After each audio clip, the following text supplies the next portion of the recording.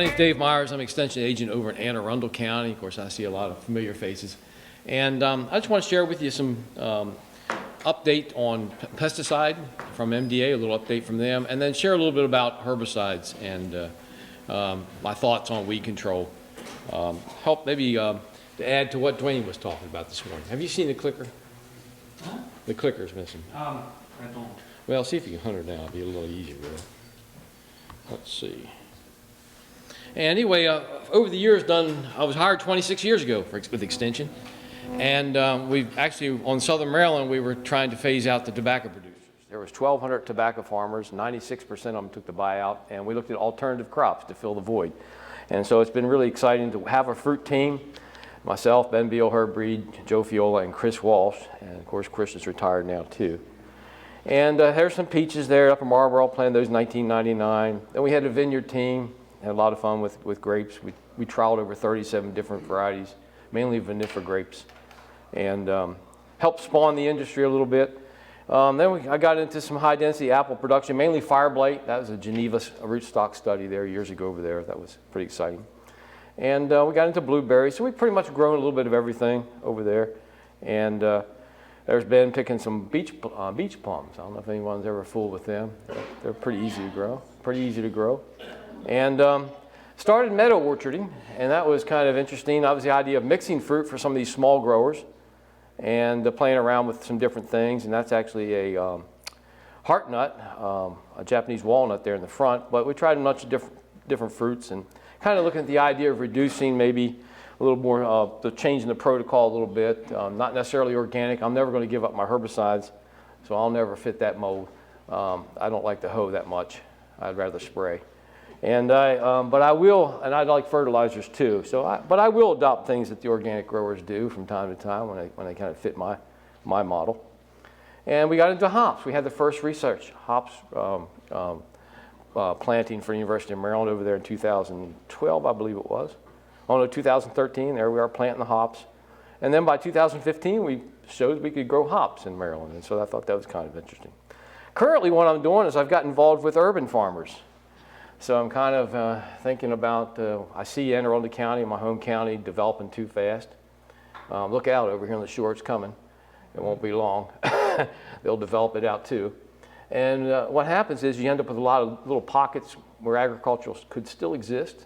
And I'm hoping that urban farming can be something that will excite people. And anyway, it's excited me a little bit more. I was kind of getting a little bit down and discouraged by the loss of my farmers and bigger farms in the county. And so we got excited. There's a little Google Earth shot of my little 1 acre. I'll show you a little bit more about that. How many are certified pesticide applicators? Everyone going to sign up for your credits today. That's really good. Now, their core manual's online. It's pretty easy to look at from time to time. I recommend you do that. MDA's got a great website to support the pesticide regulations section. And Maryland, Nirvana, she has a really nice, she took over for Dr. Amy Brown, and so Krishna. And she has a really nice, keeps up the University of Maryland Pesticide Education Program website. So there's probably a couple websites you should bookmark and go to from time to time. Pest control strategies, we are, I think, combining a lot of things. And over time, our chemistry has gotten softer. I've been farming a long time. And I can remember when things would kill you pretty easy. We've moved away from those. And we're trying to get into softer approaches. And I think we've come a long way. We're starting to understand natural controls and then how we use applied controls and IPM, all those things are a really important part of it. So, and who knows what's in store when we get into transgenics, right? I mean, who knows what's going to happen with that. I'm still waiting for a tree. It'd be nice to have an apple tree to spray Roundup on. It'd be easy enough to do. We just haven't got there yet. So there's a lot of things that might excite us in the future about transgenic crops and fruit. I say, stay tuned. I think we're fortunate to have a winter. And so there's a picture of Upper Marlboro looking across the apple block over to the vineyard and thinking about winter. It's a very important time of the year, actually, for fruit production. Chilling requirements are met. But it's also a great time it resets a lot of these disease and insect problems to let us get a handle on them. If we do a good job cleaning these orchards going into the fall, we can also and do a little maintain our fertility and everything. We can get good trunk, branch, and bud health development through the winter period too. So again, then a lot to be cognizant of with winter in our fruit production. You know, I teach a pesticide course at Maryland, and I got 24 students currently this semester. And I can't believe it, but I've taught it for 23 years. That's hard to believe, isn't it? But anyway, every semester for 23 years, you get about 20 students, and they're all bright-eyed and bushy-tailed. But when it comes to pesticides, they kind of frown a little bit, you know. So I'm kind of exciting them about pesticides. I'm trying to tell them, hey, these are tools. These are chemistries, no different than we would use pharmaceuticals for ourselves or veterinarian care for our livestock and animals or pets. And it really is all about this understanding this chemistry. And I think we've got some really great resources out there to help us understand this chemistry. And I like the term plant protection chemicals or plant medicine. I think that might help the understanding a little bit.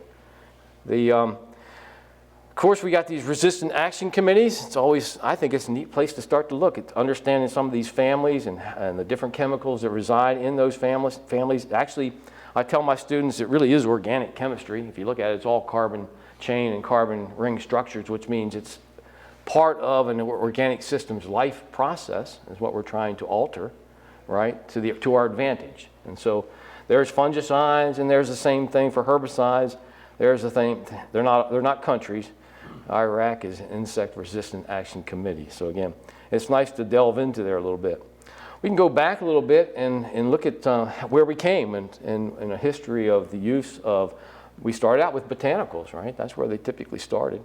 And those chemistry in some of those plants are pretty amazing. And a good example of that is nicotine, right? Or neonicotinoids coming from the nicotine. And I don't know if you realize, but in 1909, that was the first semi-synthetic pesticide, and that was nicotine sulfate. They took nicotine, extracted it from tobacco, and they added sulfuric acid and came up with nicotine sulfate. And nicotine sulfate has a LD50 value of 45. That's a lot more toxic than pretty much anything I would choose now from the cabinet, right? And so again, the natural world produces some pretty amazing and toxic products. Pyrethrin was discovered and brought back to Europe by the Crusaders from West Africa, which is kind of interesting. And there's actually some of my students in Liberia that I took over were making neem, or taking neem directly and making a neem product, which is azadirachtin right there in Liberia. So it is kind of interesting when you think about it. This is a picture of me in Rwanda at a place called Horizon Sapira. And it's actually where they grow most of, or a lot of, the organic, for the organic botanical products that are produced now that are permethrin. And so that was an extraction plant there. The name of that plant was Horizon Sapira. And I went inside and it looked pretty technical to me. They had on one side of the floor, they had bales of flowers coming in from the local farmers, this West African marigold. On the back side of this, they were actually, I don't know if you see the arrow there. They actually had a pure derived permethrin coming out of that plant there. They were using some type of ether, and they were trying to explain it to me, an extraction method using ether and things. Sounds pretty industrial. And then they took that pure permethrin and then they would sell it around the world to make a product like Pyganic, which is pretty impressive to me. So it was naturally derived, but still the same permethrin, still the same chemical that we typically can buy. So I thought that was interesting. What does permethrin do? Anyone know for sure what it does? Well, it's a sodium channel blocker. So permethrins, all the pyrethrins, actually stop the transmission of the electron down the sodium ion channel in the axon and the nerve. Most of our insecticides are nerve agents, and it's a good reason why we want to be careful with them, because we can become even a natural permethrin can overcome us from the Western Africa marigold species. So again, we need to understand the function of these things. We also have signal words, right? And I like to stay in that warning and caution area, because when you get down below 50, LD50 of value, of course, the lower the number, the more toxic. When you get below 50, now you're getting down to, teaspoon of product or less that's going to kill you. And so you want to, you can get up in around 500. Now you pretty much have to be a pretty big blunder accidentally to kill yourself once you get up to about 500. And that's where the caution range starts, okay? And that's all they put on our cartons. So where would you actually find the LD50 value? Anyone know? You don't see it on the label. You just get these warning, these categories. Anyone? You're supposed to have it when you spray. So every safety data sheet, right? Okay, that's a requirement. When you're supposed to have an inventory, you're supposed to have all your log of your materials, that you have in inventory. You're supposed to, when you spray, you're supposed to have the label on you, and you're supposed to have that safety data sheet too. That doesn't necessarily have to be on you, but you have to have that in your inventory. So LD50 value, acute value of measurement of acute toxicity, usually single dose exposure or within a 24-hour period, that brings you to some level of mortality. And again, that's not where we want to be. So when we were using something like glutathione that had a danger, poison, crossbow on it, anyone still use glutathione? I used to use a lot of it in fruit production. I've moved away from it now. It's kind of, it's the old thiodane too, and glutathione, pretty nasty. Used a lot of furadan in my day too, and that's even a little bit tougher. Well, so when that just says danger. Now I know it's below 50. I know the LD50 value is below 50, right? So what is it? Well, it's actually 10. And then I like to think, well, how much would it take to kill me? That's always a really good, sobering thought. Instead of sweating in the middle of the night thinking about what my exposure may have been that day, I might want to know. Well, it takes, with the average weight of a person from, at that time, 185 pounds, give or take a few pounds, divide by 84, or divide by 2.2, and I get my kilograms, right? So kilogram weight, 84. Multiply that by the 10 milligrams per kilogram, and I get 840 milligrams, likely to kill 50% of the population that weighs 185 pounds. That's what that means, right? And so that's less than 2 Tylenol tablets ground up. It works out to about some powder, about a fifth of a teaspoon. Okay, so you think about that. That could just splash up into your mouth, and that'd be it for you, right? Unless you got to the hospital and got an antidote pretty quick. MDA has a few things I want to share with you that update every year. Of course, they have a great pesticide regulation staff. Maybe you recognize some of those names over there. Rob Hofstetter is in charge of the group. Alexander Lehman, he's just joined on as the new training certification coordinator, and then you got your inspectors and supervisors. And the main thing I wanted to point out today was that number. See, don't call me, call that number. That's the number that gets you to the regulation section of pesticides. So 410-841-5710, that's how you get down there when you need to know if you got your credits in on time and all those type of things, right? I can certainly help you, but I'll give you that number. That's what I'm going to do.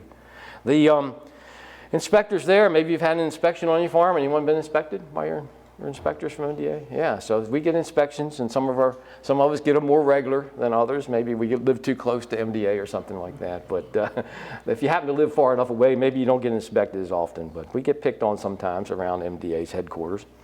And their pesticide, that little postcard that comes in, that renewal, make sure you pin that up somewhere because it's never going to change. It's always going to have on the back side your license certificate number and renewal code that you will need, and to go online, the portal, right, and then keep your certification current, right? So go on that online portal, go to the MDA website, really nice site there under pesticide regulation section. So, and make sure you sign these sheets and make sure you put your certificate number on there and whatever needs to be on there. And write so that they can understand. That's always really good too, because they'll call Chris if they can't read it. And so again, these things are important.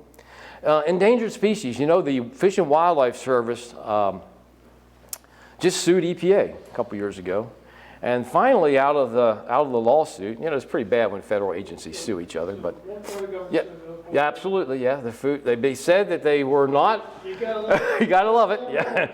And you get lawyers and agencies, right? So the FDA, the Fish and Wildlife Service said that EPA had not done enough to protect endangered species written into the labels, and it is an issue. And we got quite a few. I don't have the number right here, but that's around 800, I think now. It's quite a big number, and there's quite a few in Maryland, which I was surprised that are on this list now. And so what does that mean? That means that we have this new Bulletins Live 2. Anyone been there yet? You go to this website, right? Well, eventually, the label will tell you have to go to this website to check off on the mitigation strategies to be able to use that product if you happen to be in the endangered species area. So you're going to go there, you're going to look at where your site is on the map, and you're going to look at the list of endangered species and whether or not this product, so you're going to go through this process. So it's not just as simple as having the label in your hand anymore. You're going to have to go on there and then check off all the mitigation strategies that you're going to use, buffer strips, and you're going to use cover crops and all these different things that you might use to mitigate against the possibility of this product leaving the target and further endangering our endangered species, right? So again, just giving you a heads up on that. There's the actual site there. You can drill down to your location, and then you can go there with the label and the mitigation strategies that's necessary. Okay. Anyone looked at it yet? No, won't till you have to. I know. Well, you might want to start looking at it. The Field Watch. How many are on Field Watch? No? Well, that's pretty interesting. Maryland's got a great Field Watch.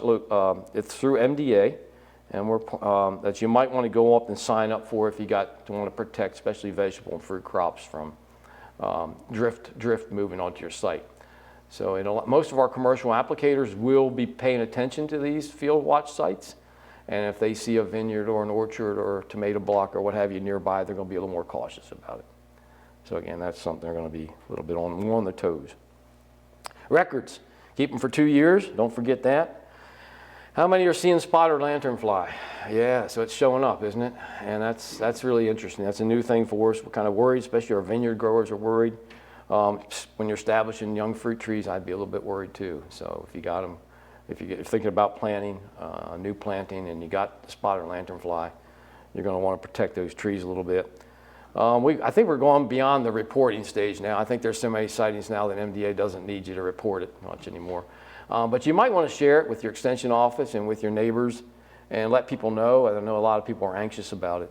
And so if you do happen to see it and it's kind of new to your area, I'd call your extension office and maybe even contact MDA and say, hey, it's the first time I've seen it here. And they might still appreciate that. We're trying to track it and manage it, right? And so we need to know what they look like. They start out early nymphal stage as dark black with white spots. They kind of keep those white spots and then they turn red near the second or third instar. And then they come out eventually and become that adult there, which actually looks a little bit like a moth when it's flying, but it's actually a leafhopper. And they're not very good flyers. So they hitchhike and they move around by spreading their egg masses everywhere. Yes? How big is that egg? That egg mass is, I've seen them, they're kind of like maybe an inch and a half long, maybe 3/4 of an inch wide typically. And sometimes they cover them and sometimes the eggs are exposed. I think that one's covered. Sometimes they don't take time to cover them. I guess that's the female prerogative. Some of them will cover it and some of them will just lay them. And so maybe they ran out of time or something, but it is interesting. You know, every now and then I peek my head inside the chem lab. This is Upper Marlboro Chem Lab. We got everything we can possibly want there. It's a really great thing. Doesn't smell too good, but it's really kind of a great place to stick your head in because I scratch my head a lot of times thinking, oh boy, what am I going to spray today? and so I thought, well, you know, I got to come up with a little better strategy than that. And so I developed a little spray sheet and to know exactly what I wanted to do. I actually got them back there. And Dwayne, under my computer, there's a handout. Would you mind getting that and passing that around? And that's got my new little spray sheet that maybe some of you have seen I put together for multi-fruit, multi-tree fruit, and small fruit. And of course, we always go to the label, regardless of where you're getting your information from. Make sure you read that label well. Remember, that label is a legal document. And if you don't have the label, cdms.net. Everyone goes there, right? That's just a great place to see a label. They do a good job, a much better job now of keeping these things up to date than they did in the past. And you can put a name in there. I just put Zeus in there as long as you spell it correctly. You might have to Google to find out how to spell it. But if you get the spelling correct, the label will usually come up. And there's Zeus Prime, fairly new. You can see it's a group 14 herbicide and kind of a new one here we got. And so I put together this little multi-fruit spray sheet. And I put the FRAC codes. That's why we talk a little bit about the FRAC and the HRAC and the IRAC codes. Because I put the little FRAC codes by the products. I kind of broke them down into fungicides, insecticides, and herbicides. And I kind of put a calendar approach to it when most likely you'll have the problems with particular insects or diseases, right? And I know it's not a perfect guide, but it sure helps me a little bit when I'm dealing with a lot of fruit, when I go in that chem room and trying to think about how am I going to change up and what I'm going to do a little bit differently. So it helps me kind of get through that. Of course, this is what usually happens. Someone, when they call me, I think this picture comes from Penn State, I think Mark Chen. And usually when you I think there's about 5 acres there, when I was told that picture, about 5 acres. And they're at a verge of a total loss, right? You know, so you think about that, that's probably a 12 to 15 grand per acre investment, right? And they're going to lose out on about probably 9,000 when they have to come back and replant from failure. So again, weed control, it's pretty important. I think it's the most single problematic reason why we don't have more organic growers, okay? It's because weed competition is something that we just can't deal with if we want to be profitable. So HRAC, Herbicide Resistant Action Committee, again, on that little paper I got I also have the common fruit sprays there on another table there. And I have the codes on that I think are very important. I also put a little organic substitutions chart on that one too. There's actually a few pretty good organic products. We'll see them here in a minute. Herbicides, making herbicides work. There's some really things that you need to think about. First of all, you got to make sure the key weed's on the label, right? And that you got to pick the right one. And then surfactants. A lot of times you need to add something beyond just the product itself. Ammonium sulfate, methylated seed oil, crop oil concentrate, non-ionic surfactant. Pay attention to what that label requirement is. Also rain fast. Sometimes I think we forget about that. Rain fast, how long does it have to be on the foliage of the weed, especially post-emergent products, to get activity? You know, what happens if it gets washed off? What if I get an inch of rain right after I spray? Tank mix partners and fertilization, if you're mixing those, that's where you want to be careful too. Play around with the jar test before you start putting fertilizers in with your herbicides. So Post, here's a product. We use that for grass control, right? It's a really good one. But if you don't use the additive that it recommends, either AMS or COC or MSO or UAN at the rates that they recommend, you'll find out that it's really not that effective, especially if you're after something like wiregrass, right? You're after wiregrass and you want to kill it. You better put on, I used to go 2.5 pints of COC and 2.5 pints of Post, and that would be, the minimum. That would be something I would do for that. Also, rainfast, when you look at a rainfast chart, I don't know if you remember Roundup 4L. If you're still using the Roundup 4L formulations from some generic company because you're getting it really cheap, that's a 6-hour rainfast. It's the surfactant technology in the newer WeatherMax came out with the first, I think, half an hour. So that's the difference in surfactant of those two. And that's the reason why you don't add surfactant to those WeatherMax products, right? So again, pay attention to that label. I was amazed that Liberty, the glufosinate products, have a 4-hour rainfast. So that means that if I get it out there and I'm trying to kill existing weeds and it gets good rain, I've probably lost activity if it's if it's within only an hour or so of that application. AIM's another one. I'm using a lot of those PPOs, and AIM's one I've kind of gone to. That's 6 to 8 hours. So if you get a rain within 6 to 8 hours, you're going to see a loss of activity of that product. So these are important things to keep in mind. It's hard to keep everything in mind. You understand the herbicide chemistry of your mixed water is also very important. pH. Most of our herbicides like to be in a weak acid. If you happen to have an alkaline water source, you might want to acidify that. Around 5.0 is much better than, 5.5 to 6.0 is much better than being up around 7 for most of our herbicides. So we want to watch that. Water turbidity, that's the amount of soil in the water. So again, if you need to filter that water, that also is an antagonist, especially something like Roundup. Water hardness, that's the cations, right? Calcium, magnesium, iron. That's why we use ammonium sulfate, is for that reason. In fact, there's a formula for how to use ammonium sulfate when you have hard water. And if you put Roundup in a jar and it's not clear, you put a teaspoon of Roundup in a quart jar, and it's not clear with your water, then you better use ammonium sulfate. What you're doing is binding with those cations, and that Roundup is inactive at that point. So you don't know what percentage of Roundup you're actually putting on the plant that's going to be active. If it binds with ammonium sulfate, it's active, and that way it won't bind with the other cation. So that's the advantage of the ammonium sulfate. And temperature, sometimes we get our waters cold, and we get mixing problems. So again, keep that in mind too. Water temperature sometimes can be problematic. When we look at herbicides, especially, we call them burn down, pre-emergence, and post-emergence. And burn down is basically going to try to kill everything that's there, right? Most of our no-till, reduced-till systems are based on that, cover crop systems.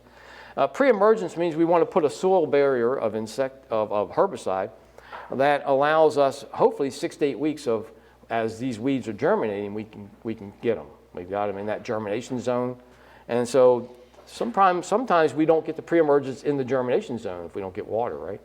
So you put down something that doesn't rain for 6 weeks, then you probably just have herbicide laying on the surface and everything's just going to germinate, right? Or if you get too much rain and flush it completely out, you'll find out maybe I have to reapply, right? So again, we have to think about that as a herbicide zone that we're trying to entrap that germinating weed seed in, right?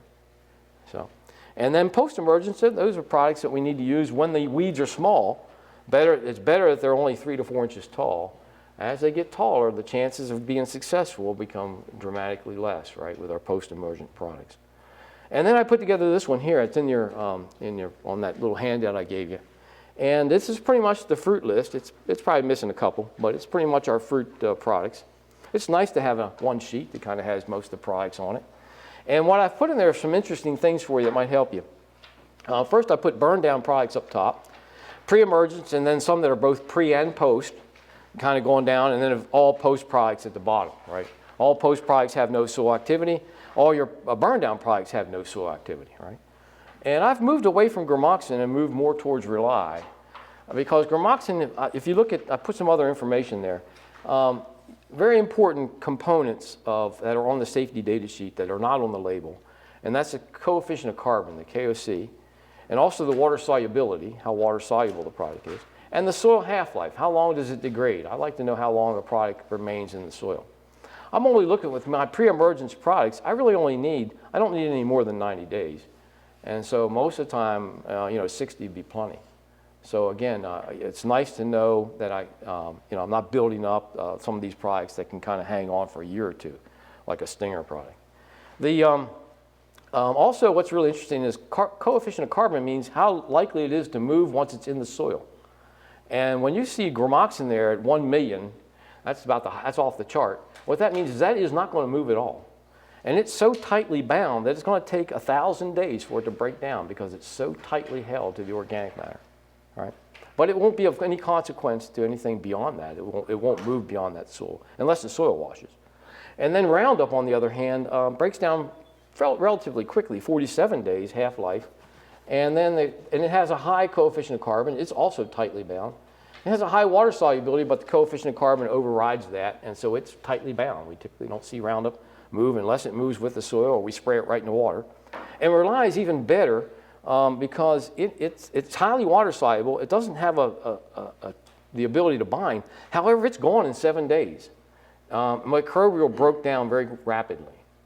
So it breaks down faster than it can either move through the soil or move off the soil. So again, really interesting to understand the chemistry of these things. And you can go through and you can kind of pick and choose products based on these important chemical facts, how likely they are to move. And it's the reason why I take a product like Prowl, see that high coefficient of carbon, it stays put, and especially after it reaches the soil, and forms that barrier and has a very low water solubility. You won't see Prowl in the watershed. It just won't happen unless you spray it there, which is not going to go beyond the targeted area, which is very, very important to know.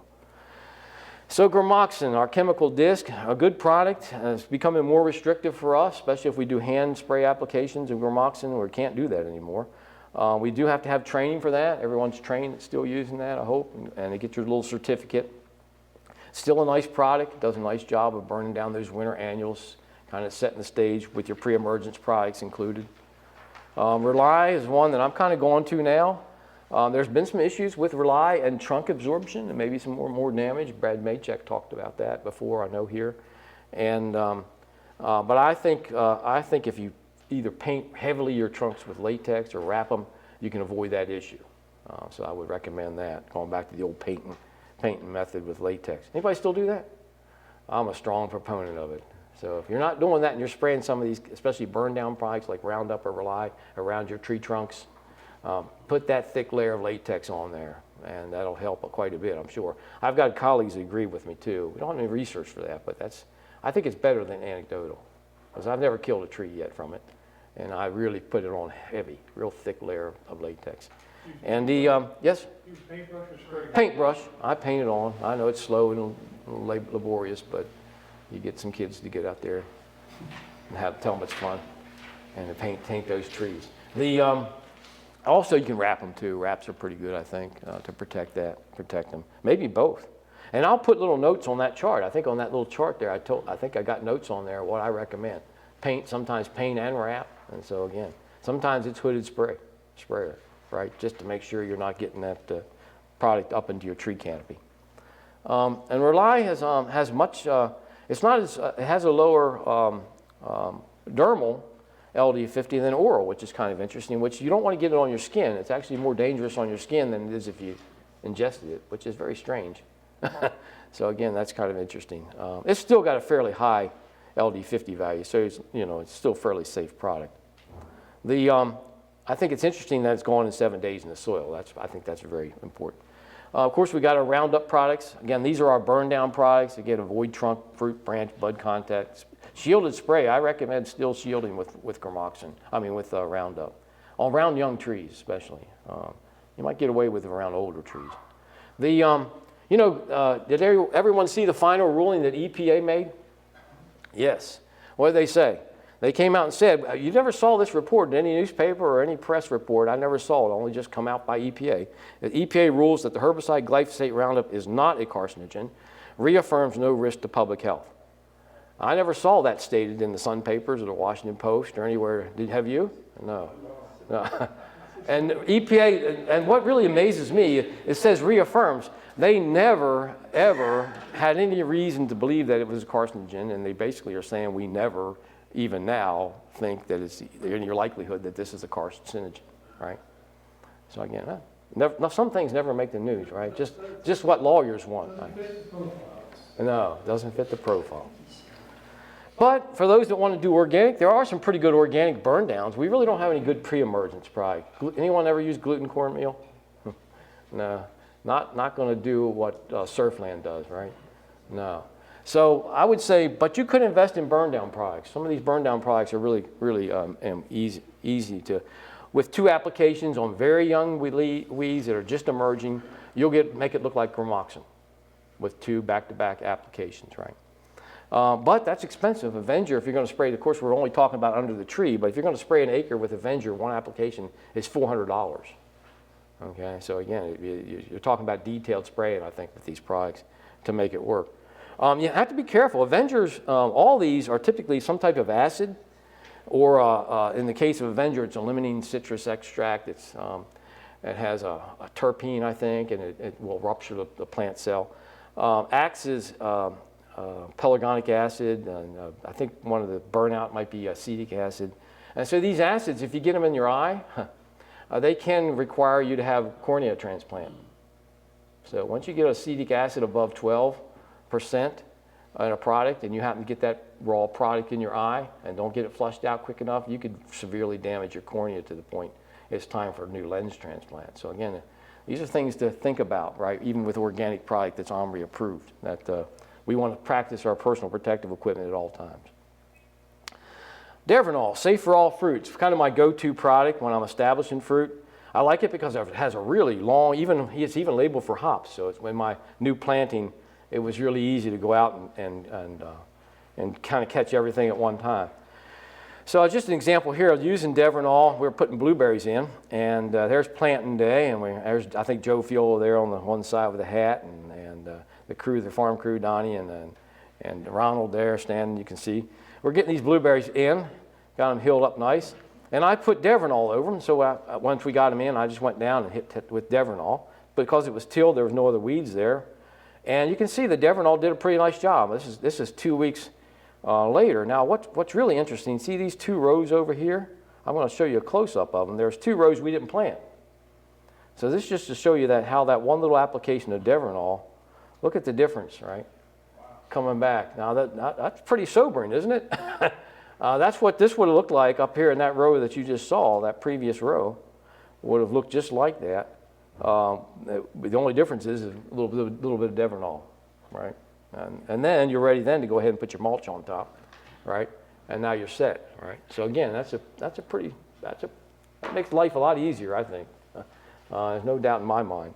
And you're going to get your blueberries off to a much better start without that weed competition.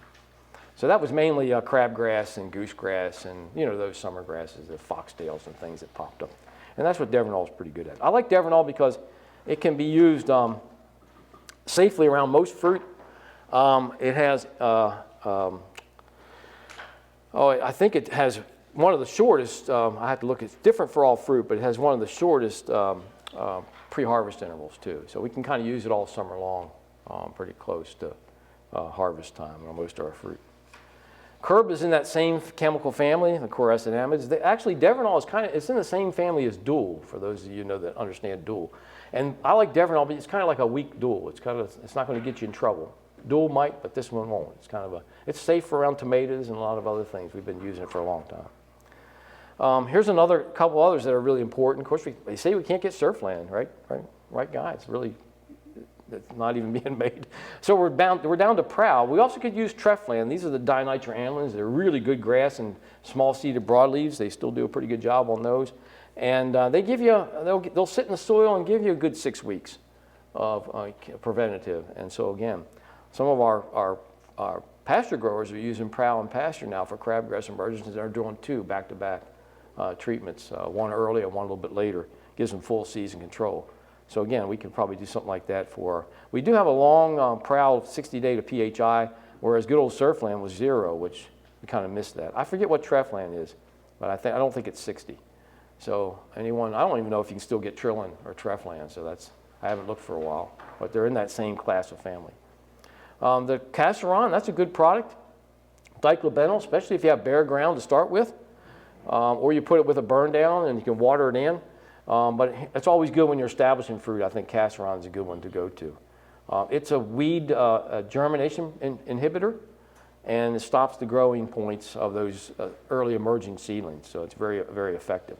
It has to be either shallowly incorporated or watered in. So here's an example where Casaron might be a good place where you're really getting in there and doing kind of a full tillage approach here. Here we're putting in some brambles. And there you can see we planted grass out in the alleyway. I didn't use Casaron. I probably used Devronol. But anyway, you get to a weed-free area like that. Casaron would have been a good choice.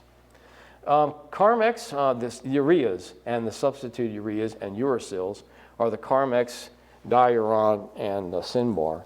And typically we need our plants to be well established, between 1 to 3 years, depending on the product. They're really good. I like these products, especially either going into the fall. I kind of like that, or right after fruit harvest on some of them. Curb's another one that you can do that with, right after fruit harvest. Princeps, one of my go-tos. Once you get it well established, 3 years well established, that simazine will cut down things like morning glory, some of those big-seeded weeds. Yes, Jimson weed. I apologize. Yeah. Oh, okay. Feel free, Guy. Great having you here today. And I always say Princep, kind of stay on the low rate, especially if you have sandy ground. Anyone see simazine injury on their trees? I have seen it. Yeah, you've seen it. Guy's seen it. And it happens when your pH is high. So it's a reaction of high pH and maybe a little bit lighter soil. You can see simazine injury on trees. So be careful with that one. There's a picture of it in a program in the vineyard after the vineyard's gone into its 3rd year. Solacam, anyone use that one? It's actually a carotenoid synthesis inhibitor, which means a bleaching agent, and it's good for sedges. And I found it pretty good for plantain too. So just sometimes you get it's great. It's actually a great broadleaf and grass control product. And now you can see the whitening there. See when you have a plant doesn't have the carotenoids, either the chloroplast or the carotenoids, you see that whitening. That's a real indication that Solacam's at work. So it's a pretty good product to throw in the mix. You do have to be typically well established. I think 2 years for vineyards and orchards before you're going to want to use that one. And again, be careful on that sandy ground with that one. The Allion, 3-year established orchards and vineyards, and Trellis, another one. Maybe some of you are using that one. 2 years established. Again, some good products that have come into the marketplace. Gold when it's dormant only is another one for our broadleaf weeds. And then AIM is one that I've kind of liked. I like actually mixing the PPO products, especially a product like AIM that has no soil activity, with our broadleaf, and they have 0 days to pre-harvest, or at the most 3. And AIM mixed with Rely, maybe with a little Devronol, is a really nice summer touch-up. Okay, just that kind of, and I'll even throw Post in there too if I have grass. They all work very well together, which is pretty amazing. So I was surprised. I thought maybe my grass control would drop off, but not at all. I used the Post. I put the COC crop wool concentrate. I put the AIM and I put the Rely in there, and I got a nice little cocktail. Gives me good summer cleanup. Covers the gambit pretty well. So I use it for establishment too with Devronol because it's very kind. There's no soil activity that way, and I don't have to worry about any chance of something getting into that root zone of those trees, right? So again, pretty amazing. Chateau and Tuscany on the flumoxins, also protox inhibitors, the PPO products, group 14. And, but they have soil activity, so you gotta be careful with them. Again, we're typically using these dormant or post fruit drop for some of them. We do want to, if we do have leaves on the tree, we want to hood that. We don't want it to swirl up into the canopy. Zeus is carfentrazone, which is AIM plus sulfentrazone, which gives it soil activity. And again, hooded sprayer, wrapped vines, be real cautious about getting on green canes and those kind of things, even though it's labeled. I use Venue. I was actually an Chino product. And Venue's a lot like AIM, no soil activity, also very good on broadleaves, one that I will mix with Rely or Germoxone, or even Roundup if I just want to spot spray some tough vines. Like I got trumpet creeper or something like that out there. I might choose this product.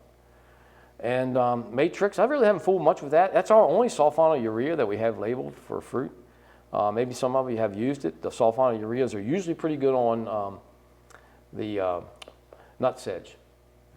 So again, that's always good maybe to throw that in the mix if you have that nutsedge problem. Post for our grass control, of course we got Select, we got other products that are very similar. They're Cethoxydim, Clethodim is Select, I could add that one up there too.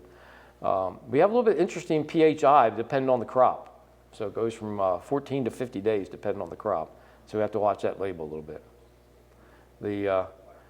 And there's a good example of controlling some wiregrass in my apple block a few years ago with Post. Well, I know it's getting close to lunch, and I do want to share with you what I'm doing with my urban farm project just real quickly. I'm having a lot of fun with it. We started the Anne Arundel Urban Farm Research Clinic in 2022. I'll show you a snapshot of 2023. This was last year, and we're getting ready already. 2024 is right here. And it's close to my extension office, so it's the old Navy Dairy property. You can kind of walk right from get over that 1 little acre field there. It kind of shows you that even these little postage stamp fields can become pretty productive. So that's 1 little acre. It had been kind of an abandoned little pasture area, and I decided, well, let's see what we can do with it and make a teaching tool out of it. And I teach myself too while I'm doing this most of the time. And so we're going to go out, and we decided we were going to put in a little bit of everything. There's my drawing, and there's my kind of plot plan. I think I shared that with you on there. And what we planted last year, we put in a little hops yard. We put a run of blackberries back here with some electric fence to keep the deer from coming in. Put some apples in a vineyard and peaches and a little buckwheat and some bees. Had some open pollinated corn varieties that were for milling, different milling corns. And pumpkins, and then a high tonner with a pepper project, sunflowers and asparagus. This year I'm going to mix it up a little bit more. Of course, we got our perennials getting established. We'll probably actually be in production on the vineyard. The hops was in production first year. Of course, the peaches will probably be a little bit of peaches this year, maybe some apples next year. And the vineyard, I'm going to go ahead and fruit a little bit on the vineyard this year. It got really established very well. And so things are going along pretty well. So here's our peaches and apples going in. Remember, buy those whips, make those heading cuts. And I had a rye cover crop over everything. And by the end of the year, we were out there teaching a little bit, talking to some people about it. Our peaches start to look pretty good by the end, midsummer. So there's that white paint I was talking about. We got them all painted up, and I can spray around them with that thick of a layer on them without having to worry too much. And there's our grapes, put them in the ground. Barbera, Cab Franc, Cabernet Sauvignon, Merlot, Petit Verdot were placed in there. And you can see by the time we got to August, we had a pretty good vineyard established, right? You know, you go from that little stick in the ground, a little twig up there, to that vineyard. We laid down cordon, and we'll go into production. So again, I don't hold back and you don't get there without weed control, right? You notice that you don't get there without weed control. I mulched all my fruit to start with and delayed my first herbicide application until June 1st. And then I hit them pretty hard after that. So again, frequently, I'm not hard, frequently, to keep them weed free as I could going into the fall. They're kind of weedy now, but I'll catch up with them here pretty soon. So here's planting that's what the vineyard looked like, and that's what it looked like pretty quick. So again, it's pretty amazing when you take that competition away, how fast we can get fruit production here in our region. Hops, I designed my own hops pole. Here we are making 2 or 4 hops posts, getting them in the ground, Brian and I. That's just nice. Didn't have to have any kind of cherry picker or anything. Could put them in the ground by our hand. And next thing you know, we had hops out there. And by September, we had quite a lot of them. We were picking hops by July, and managed to put them in a beer, local beer. So it's kind of fun to do. So it's kind of a fun project. There we are getting some of the Comet, beautiful cones there. Went out to, again, weed control, which is a little bit of Devonol and Rely, very detailed around some mulch that I set around the crowns. They're all doing pretty well. Yes. And the blackberries, same thing. Got them off to a nice successful start. Got them all on the ground, and we actually had some of the blackberries producing on the fall barrels on the end of the row there. And this year the June barrels will be in fine production. So I guess what I'm saying is herbicides and my farm is not organic, but very detailed and very prescriptively applied. In fact, all done by hand. And if I showed you the pumpkins, even that was sprayed by hand. So it's just showing you that on a small scale, some of these farmers can be pretty productive, and that's what I'm trying to promote with that. So anyway, it looks kind of cool from the air there. I took that picture off Google Earth, and you can see the hops trellis there, and then the vineyard. And where's my mouse at? There it is. The hops. Oh, you can't see the mouse, can you? Or can you? No, it doesn't show up over there. I thought it did. It doesn't. And but anyway, the high tunnel and everything. And this year we're going to go into mixed vegetables and herbs in the high tunnel, mainly specialty types. We're going to go ahead and put cut flowers where the sunflowers were. We're going to go cut flowers. I put in some asparagus. We'll probably maybe start get them into production. And hops certainly in production. The vineyard will go in production. Brambles will be in production. A few peaches maybe, and then we're off to a pretty good start. So anyway, that's it. I think it is lunchtime or close enough, and maybe a little over. So Chris. How much land are you? That's an acre. An acre? Yeah, that's an acre. Yeah, oh yeah, It yeah. looks like 3 in the picture. It does, doesn't it? Yeah, our pictures are deceiving. Yeah, that's 1 acre. It's a pretty intense little acre. I'll give it that. Right. It's got an awful lot going on. Yeah. That's one, and we got 1/10 of an acre of vines, so I'm thinking I can get about 500 bottles of wine out of there. There you go. High-end Bordeaux. So that's, it'll have the animal kind of label on it. It's going to go really high dollar. But yeah, the goal is to show people that you can take what our farmers, our productive farmers are doing on the landscape and put it in a small, which is what I did with my grandfather when I was growing up. So it's nothing. I've just kind of come full circle and doing what we did. I had a half-acre watermelons that paid my tuition at Maryland, 2 years in a row. So isn't that amazing? Of course, my tuition at Maryland was $450 in 1979. And a half acre of watermelons paid that. And I got $1 a piece back then too. That was for my watermelons. Of course, they were these great big things. But anyway, it is. I think you still can do it. I think a half acre of watermelons could still pay your tuition at Maryland if you got on the high production inside of it. Yeah, I think just tuition, not board and room and all that kind of stuff. So anyway, thanks everyone. Any questions? But if you want to call me, anytime.